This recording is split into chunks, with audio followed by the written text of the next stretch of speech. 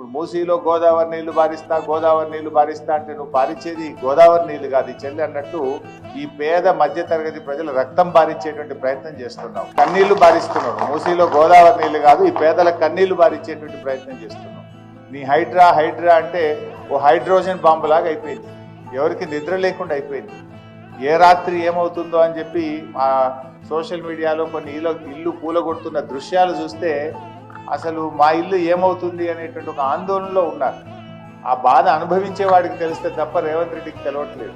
రేవంత్ రెడ్డి ఒక చిన్న logic miss అవుతుంది. పేదలకు మధ్యతరగతి ప్రజలకు మేలు చేస్తే వాళ్ళు దీవెనలు ఇస్తారు, కానీ ఆ పేదల మధ్యతరగతి ప్రజల ఉసురు తీస్తే వాళ్ళు శాపనార్థాలు పెట్టారనేటువంటి లాజిక్ ఆయన మిస్ అవుతుంది.